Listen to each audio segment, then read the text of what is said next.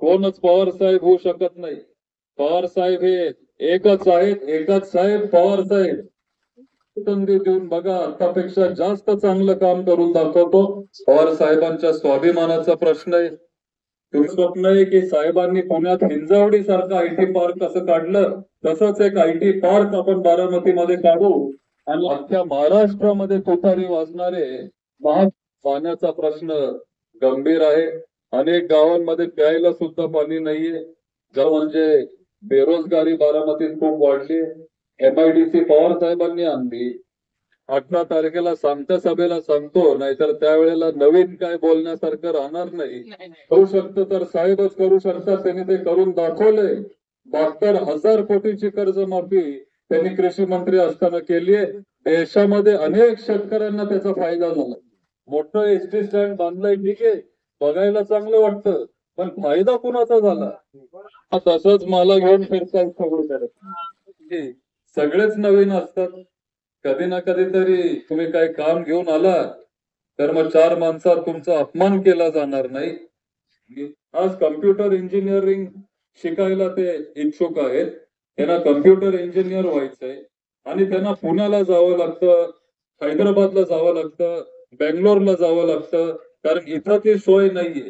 ती सोय आपण आपल्या मुलींसाठी मुलांसाठी इथं करून देऊ, म्हणजे त्यांना जास्त लांब जावं लागणार नाही आणि बारामतीला त्याचा फायदा होईल, बारामतीकरांना त्याचा फायदा होईल. या पद्धतीचं काम आपल्याला इथून पुढे करायचंय. ह्यालाच आपण खरा विकास म्हणतो, ह्याला शाश्वत विकास मी म्हणतो आणि ह्या पद्धतीचं काम आपल्याला करायचंय. पवार साहेबांनी हेच सगळं केलं. बारामतीचा पाया बांधत असताना समाजाचं परिवर्तन केलं, अनेक कुटुंबांना मदत झाली त्याच्यामुळं. आणि त्याच्यामुळं आज पण जी स्वाभिमानी जनता आहे ती ठामपणे पवार साहेबांच्या पाठीमागे आहे. कॉन्ट्रॅक्टर किती 1%, 2% लोक कॉन्ट्रॅक्टर असतील, बाकी 95% लोक हे स्वाभिमानी असतात, निष्ठावंत असतात. आणि जे काय झालंय साहेबांबरोबर हे कुणालाच आवडलेलं नाहीये. हे चुकीचं झालंय साहेबांबरोबर, हे लोकांना पटतच नाहीये. आणि जे सोडून गेले ते महायुती बरोबर गेले.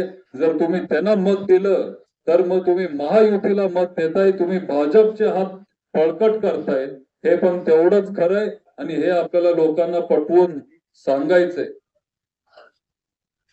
शेतकऱ्यांसाठी जर कोणी केलं, साहेबांनी केलं.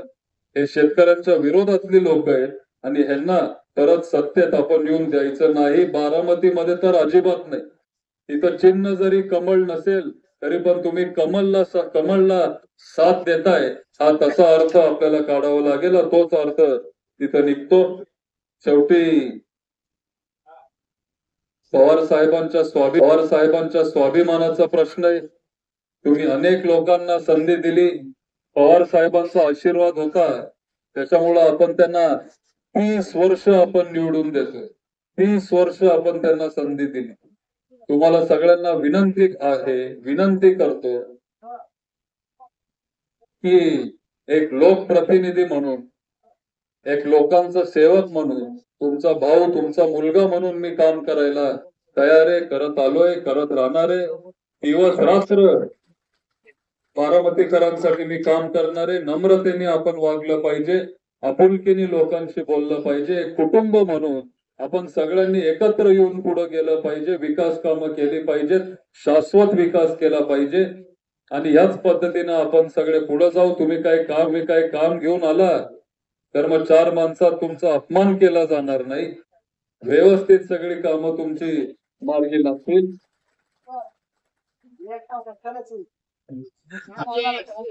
आणि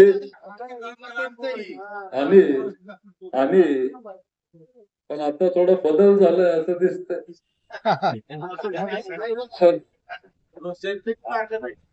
पण ह्या पद्धतीने आपण सगळे पुढे जाणारे आणि ह्या पद्धतीने आपण काम करत राहणारे. तुम्ही त्यांना जशी संधी दिली तशी मलाही एक संधी देऊन बघा. काही लोक टीका करतात की नवीन आहे, पण जेवढं मी आता या 6-7 महिन्यामध्ये मी अनेक वर्षापासून बारामतीत काम करतोय, अनेक वर्षापासून शरीफ फाउंडेशनच्या माध्यमातून काम करतोय, विद्या प्रतिष्ठानवर काम करतोय, पण फक्त लोकसभेला मीडियाच्या समोर आलो त्याच्यामुळे जास्त देवा मी दिसायला लागलो. पण काम अनेक वर्षापासून करतोय. कुस्तीगीर संघाच्या माध्यमातून विद्या प्रतिष्ठान, शरीव फाउंडेशन, माझा कारखाना आहे इथं शरीवचा, त्याच्यामुळे काम करत आलोय. पण आता आपण पुढे आलो. ते म्हणतात नवीन आहे, पण कधीतरी सगळेच नवीन असतात, कधी ना कधीतरी सगळेच नवीन असतात, सगळेच. आणि संधी दिल्याशिवाय कळणार कसं? 67 त्यांचं पण तसं होतं. आणि 67 साली 67 ना सदू अहो मामांनी त्यांचा हात धरून त्यांना. आणि आता आणि आणि आता मामा तसंच 2 दिवस बातम्या यायला गेले तरी मामांचं नाव आलं तुमच्या आणि मागे. आणि आणि आता मामा तसंच मला घेऊन फिरतायत सगळीकडे. एक वाडी वस्ती सोडली नसेल. नाही नाही मग काय म्हणतात तुम्हाला सांगते. आणि तसंच आपल्याला पुढे जायचंय. आणि 67 साली दादांकडे तरी साहेबांचा तिथं साहेब म्हणजे सोपं होतं, साहेबच सगळं बघत होते. पण 67 साली असाच एक नवीन तरुण तुमच्या सगळ्यांच्या समोर उभा होता. त्यावेळेला मोठी ताकद होती. निंबूचे काकडे त्यांच्या समोर उभे होते. जे इथं जुनी मंडळी आहे, जुने माणसं आहेत, त्यांना लक्षात असेल की त्यावेळेला असाच एक नवीन तरुण तुमच्या समोर उभा होता. अनेक लोकांना वाटायचं की हा तरुण आता काय करणार आहे, काकड्यांची मोठी ताकद आहे, त्यांच्याकडे कारखाने आहेत, पैसा आहे, बागायत शेतकरी आहेत. पण तुम्ही सगळ्यांनी त्या तरुण मुलाला संधी दिली. आणि तो तरुण मुलगा आजचे आपले पवार साहेब ते निघाले, 4 वेळा मुख्यमंत्री झाले, संरक्षण मंत्री झाले. सर्वात तरुण मुख्यमंत्री जर कुणाची ओळख असेल तर ती आपल्या पवार साहेबांची ओळख आहे. आणि तुम्ही त्यांना संधी दिल्यामुळं तुम्ही त्यांना संधी दिल्यामुळं आज बारामतीचं नाव त्यांनी अख्ख्या देशात मोठं केलं. अख्ख्या देशात त्यांनी बारामतीचं नाव उंचावलं. आणि असंच काम आपण सगळे करत राहू. असंच काम करत आपण सगळे पुढे जाऊ. मी पवार साहेब नाहीये, कोणच पवार साहेब होऊ शकत नाही. पवार साहेब हे एकच आहेत, एकच साहेब पवार साहेब. पण त्यांचे विचार आपण इथं टिकवू शकतो. त्यांचे विचार घेऊन आपण पुढे जाऊ शकतो. आणि त्यांच्यापेक्षा त्यांचे म्हणजे 10% जरी कामं मी केली ना तरी मी स्वतःला खूप यशस्वी समजेन. आणि हे विचार, पुरोगामी विचार हे जपणं, टिकवणं हे जास्त महत्वाचं आहे. आणि त्या पद्धतीने आपण सगळे पुढे जाणारे, पुढे जाऊ. एक संधी देऊन बघा, आतापेक्षा जास्त चांगलं काम करून दाखवतो, जास्त चांगला विकास करून दाखवतो, शाश्वत विकास करून दाखवतो. एवढंच मी तुम्हाला सगळ्यांना सांगतो. जाता जाता आपल्या महाविकास आघाडीचा मी जाहीरनामा तुमच्या समोर प्रसिद्ध करतो. एकतर मुलांना मुलींना मोफत शिक्षण उद्धव ठाकरे साहेबांनी सांगितलंय. जे सुशिक्षित बेरोजगार आहेत त्यांना महिन्याला 4,000 रुपये आपण मदत करणार आहे. 5 गॅस सिलेंडर आपण 500 रुपयाला देणार आहे. सुशिक्षित आपले महिलांसाठी महाराष्ट्रभर मोफत एसटी प्रवास ते करू शकतात, हे आपण योजनामध्ये आणलंय. 3 लाखापर्यंत शेतकऱ्यांना कर्जमाफी आपण देणार आहे. आणि जर कोण करू शकतं तर साहेबच करू शकतात. त्यांनी ते करून दाखवले. 72,000 कोटीची कर्जमाफी त्यांनी कृषी मंत्री असताना केली आहे. देशामध्ये अनेक शेतकऱ्यांना त्याचा फायदा झाला. आणि आज शेतकरी नेता म्हणून जर कुणाची ओळख असेल तर ती फक्त आणि फक्त पवार साहेबांची ओळख आहे देशात. आणि महत्वाचं म्हणजे आपण महालक्ष्मी योजना आणली आपल्या बहिणींसाठी, महिलांसाठी, मुलींसाठी. महालक्ष्मी योजना, या महालक्ष्मी योजनेच्या माध्यमातून आपल्या बहिणींना दर महिन्याला 3,000 रुपये आपण देणार आहे. दर महिन्याला 3,000 रुपये,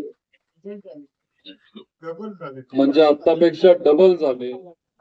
आणि डबल जरी झाले मामा, तेलाचा डबा आपण वाढवणार नाही.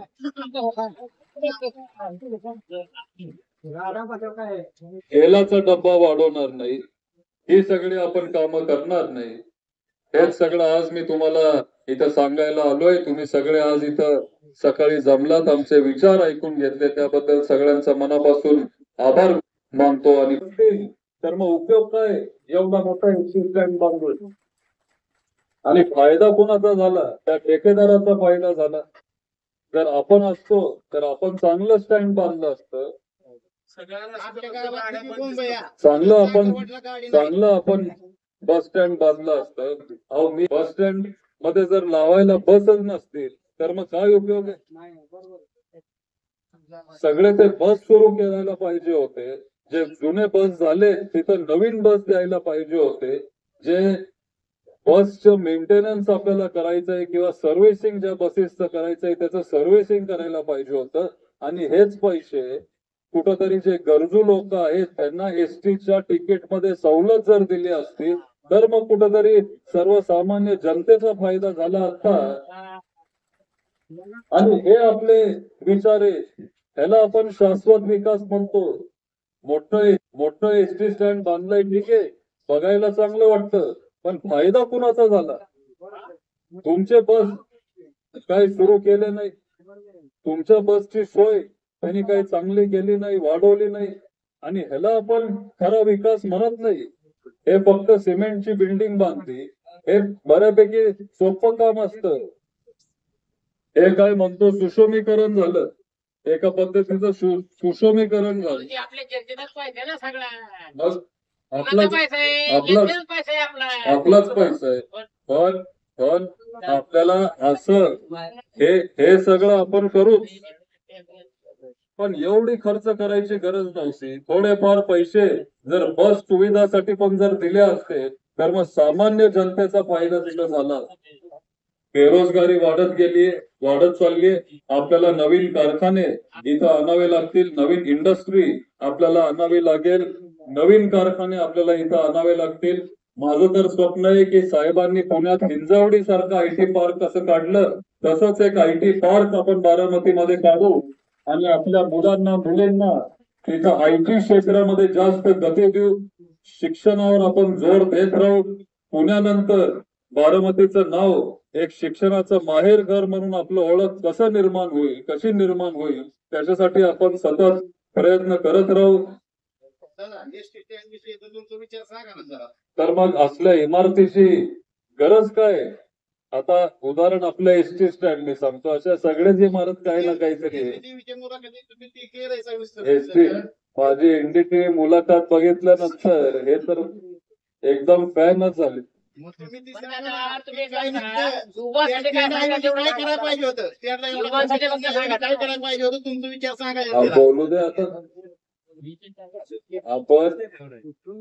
आपण म्हणजे उदाहरण आता त्यांनी सांगितलं म्हणून मी सांगतो, पण जेव्हा मोठी इमारत बांधली जाते तर जनतेचा नाही फक्त ठेकेदाराचा तिथं फायदा होतो. आणि तेच 4 लोकांना सगळी कामं मिळत जातात, तेच 4 कॉन्ट्रॅक्टरांना सगळी कामं मिळत जातात.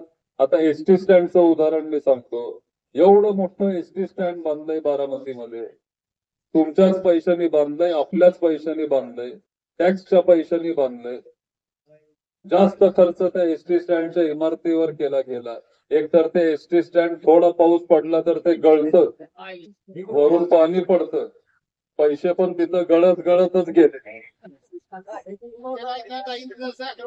एसटी नाही, एसटीची मुंबया. म्हणजे खूप काय तिथं घोटाळे झाले. आता नंतर आपण ते सगळं बोलू.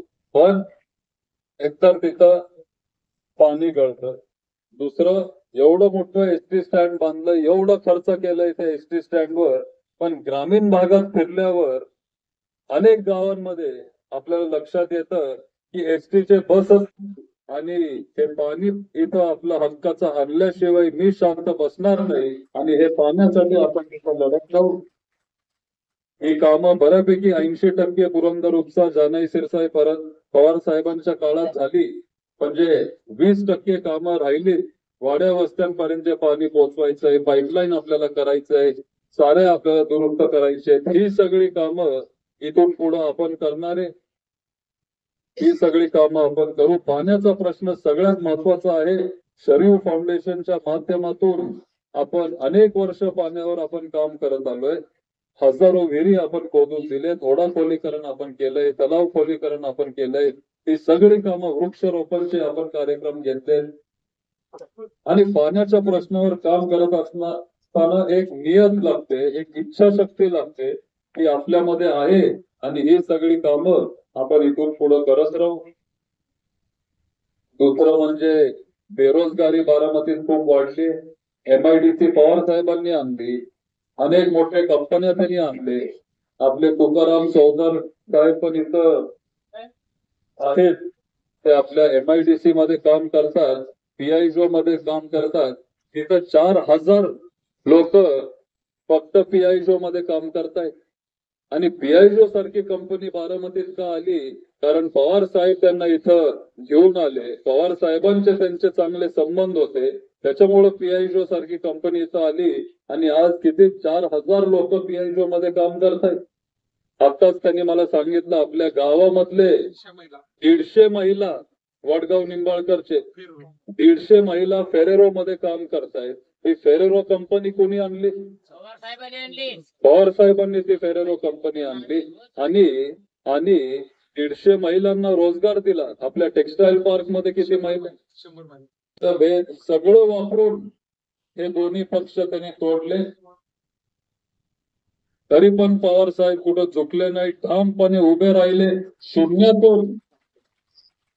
शून्यातून त्यांनी सगळं परत एकदा उभं केलं आणि महाराष्ट्राच्या जनतेला दाखवून दिलं, देशाच्या जनतेला दाखवून दिलं की सगळी जनता ही स्वाभिमानी लोकांच्या पाठीमागे आहे आणि लोकसभेला भरभरून लोकांनी आपल्याला आशीर्वाद दिला, आपल्याला साथ दिली आणि उद्याच्या विधानसभेला पण आपल्याला तसंच चित्र बघायला मिळणार आहे. अख्ख्या महाराष्ट्रामध्ये तुतारी वाजणारे महाविकास आघाडीचं सरकार तिथे येणार आहे आणि जेव्हा महाराष्ट्रामध्ये तुतारी वाजेल त्यावेळेला बारामतीत पण तुतारी वाजली पाहिजे आणि या पद्धतीचं काम आपण सगळ्यांनी इथून पुढं केलं पाहिजे, करत राहिलं पाहिजे. 18 तारखेला सांगत्या सभेला सांगतो, नाहीतर त्यावेळेला नवीन काय बोलण्यासारखं राहणार नाही. पाण्याचा प्रश्न गंभीर आहे.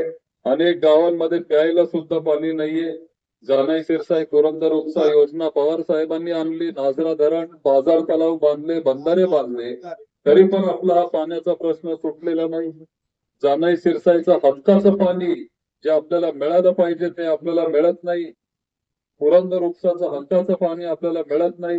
इंदापूर दौंडचे आमदार तिथं तक्तीने पाडतात, आपण कुठेतरी कमी पडतो आणि त्याच्यामुळे ते पाणी आपल्याकडे जेवढं मिळालं पाहिजे तेवढं मिळत नाही. हक्काचंच पाणी मागतोय. इंदापूर आणि दौंडचं मला नको, जेवढं त्यांना मिळालं पाहिजे ते त्यांना मिळू दे, पण जेवढं बारामतीला मिळालं पाहिजे तेवढं पण पाणी आपल्याकडे आलं पाहिजे, तेवढं पाणी आपल्याला मिळालं पाहिजे.